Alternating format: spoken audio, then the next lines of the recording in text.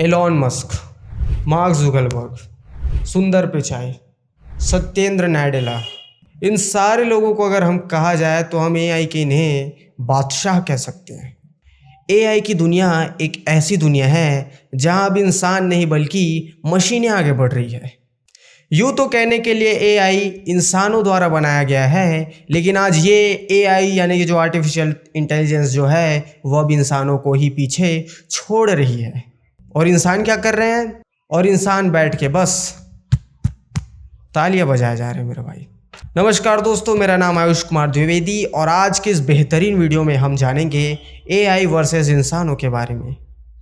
लेकिन उससे पहले कुछ महत्वपूर्ण बातें हैं जिसे मैं आप सभी के समक्ष रखना चाहता हूँ। एआई का आतंक कि ये किस तरीके से दुनिया में राज कर रहा है। क्या आप जानते हैं कि जो GPT-4 मॉडल है उसने अमेरिका में होने वाले वकीलों की परीक्षा में उसमें ना टॉप 10% स्कोर किया है। मतलब कि उन्होंने टॉपर्स को बीट कर दिया मेरे भाई उस परीक्षा में।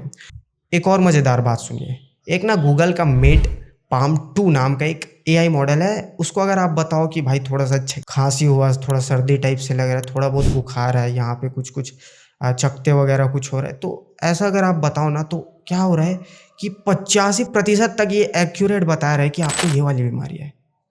मतलब वाह, आप सिर्फ सिम्टम्स बताओ एआई को और वो बीमारी पहचानने लगा, वो भी 85% एक्यूरेसी के साथ। मतलब लगभग सटीक ही मान के चलिए कि नॉर्मल बीमारी को वो पकड़ ले रहा है मेरे भाई।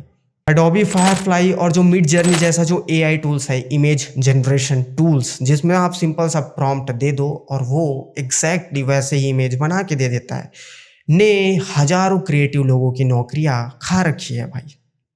आज के समय में फोटोशॉप चलाने वाले की, एडिटिंग करने वाले की हालत ख़राब हो रखी है, क्योंकि जिन्हें इन चीज़ों का इस्तेमाल करना नहीं आ रहा है वो आउटडेटेड हो जाने वाले हैं। सिर्फ 2024 में ना एआई की वजह से 120 मिलियन जॉब्स ग्लोबल लेवल पे डायरेक्टली इम्पैक्ट हुई है। 1 मिलियन यानी 10 लाख और 120 मिलियन की बात की जा रही है। और अनुमान ये भी लगाया जा रहा है कि 2030 तक 30 करोड़ नौकरियां एआई के कारण ख़त्म हो सकती है। और ये रिपोर्ट कही सुनाई बातें नहीं है, ये सिर्फ कहने वाली बातें नहीं है। गोल्डमैन सच रिपोर्ट के अनुसार ये आंकड़े लिए गए हैं। फिर भी आपसे ना कोई सवाल नहीं पूछ रहा है कि क्या आप अभी भी इस रेस के कंट्रोल में हैं।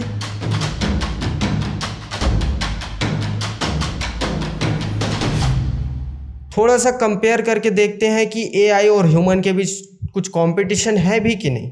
एआई है वो तेज है, बहुत तेज, भयंकर लेवल पे तेज है। एआई कभी थकता नहीं है। एआई एफिशिएंट है, सटीकता से काम करता है। लेकिन हम इंसान सोचते हैं, हम इंसान महसूस करते हैं, हम थक जाते हैं, हमारा मन कभी काम करने का होता है, कभी नहीं होता है। और ये चीज़ें क्या एआई समझ पाएगा? नहीं समझ पाएगा भाई। वो हमसे लाखों गुना आगे है दोस्त, वो हमसे लाखों गुना आगे है।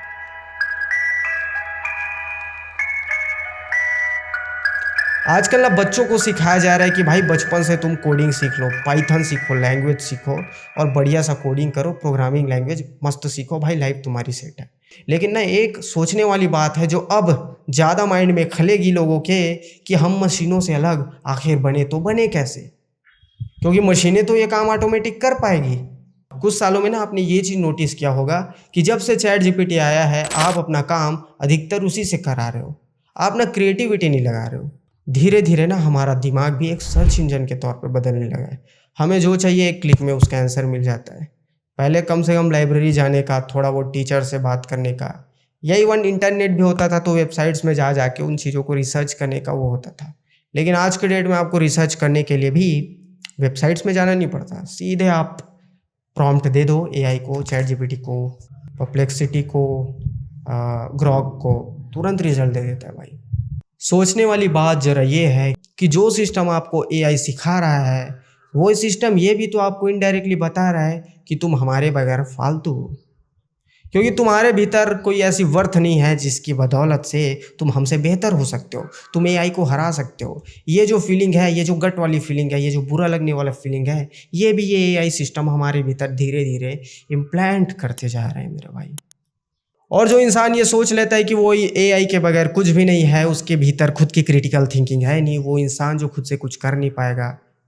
और यहीं से शुरू होता है इंसानियत का बुरा दौर शुरू होना, जब इंसान एआई के ऊपर खुद से ज़्यादा डिपेंड होने लगे। लेकिन ज़रा रुकिए, अभी खेल ख़त्म नहीं हुआ है मेरे भाई। जिस इंसान को एआई बना सकता है वो इंसान एआई से बेहतर ना सही, लेकिन वो अपने फ़ायदे के लिए एआई का इस्तेमाल ज़रूर कर सकते हैं।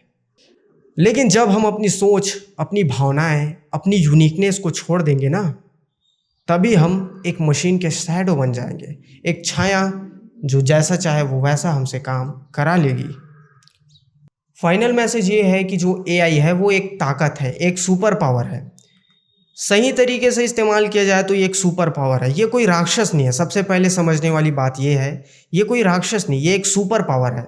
लेकिन तब जब उसका इस्तेमाल सही तरीके से किया जाए, उसका इस्तेमाल क्रिएटिविटी के लिए किया जाए, उसका इस्तेमाल अपने काम को आसान करने के लिए, उसे इम्प्रूव करने के लिए किया जाए, ना कि पूरा का पूरा काम उसे करवाने के लिए किया जाए। पूरा डिपेंडेंट हो गए उससे तो भाई वो मास्टर बन जाएगा। आपने एक कहावत सुनी है, science is a good servant but a bad master. ठीक ये नियम यहाँ पे भी लागू होता है कि जब आप अपने काम को बेहतर बनाने के लिए इस्तेमाल कर रहे हो तब तो एआई ठीक है, लेकिन आप उससे हर काम करवाओगे, अपनी छोटी मोटी चीज़ें भी, तो मुसीबत में पड़ जाओगे मेरे भाई।